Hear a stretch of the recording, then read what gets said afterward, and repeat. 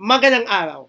Narito ang mga balitang kinalap ng GMA Digital Media at ng CETV Philippines sa larangan ng showbiz ngayong unang araw ng Pride Month, June 1, 2024. Sa ating unang news roundup, handa na ba kayo sa collab ng SB19 at miyembro ng Black Eyed Peas na si Apple the App?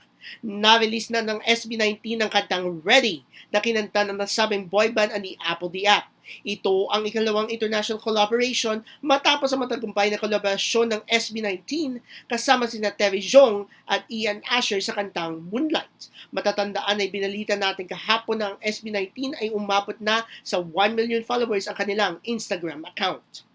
Sa iba pa nating showbiz roundup ngayong araw ng June 1, primero ng Pride Month, na oh my gosh, ang BINI dahil kinagkulan nila ang regalo ng mga blooms sa kanilang malakulay na custom skin o pastel-colored na mga mikropono bilang regalo sa kanilang ikatlong anibersaryo.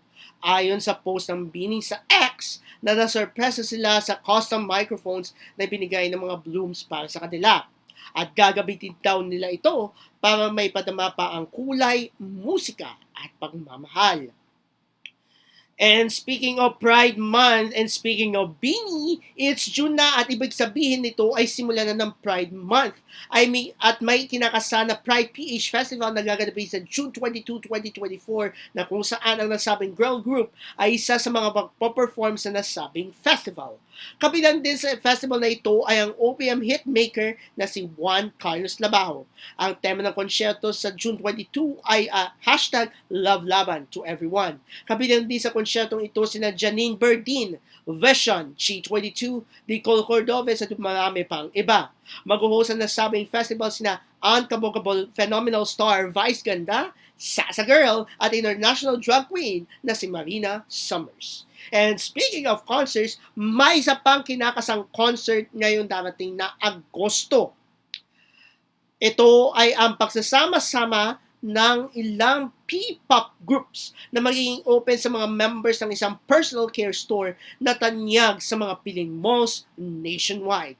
Gaganapin ito sa August 18, 2024 na may temang playlist sa SM Mall of Asia Arena. Abangan ang iba pang detalye nito kung paano kayo makakakuha ng libreng tickets kapag may mga iba pang detalye na ilalahad natin sa mga susunod na araw.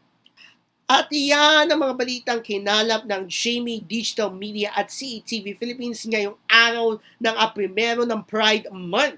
Maraming pang balitang ihahatid namin sa inyo, kaya manatiling nakatutok sa GMA Digital Media at CETV Philippines para sa iba pang nagbabagang balita sa larangan ng showbiz. Ito po si John Michael, magandang araw po sa inyong lahat.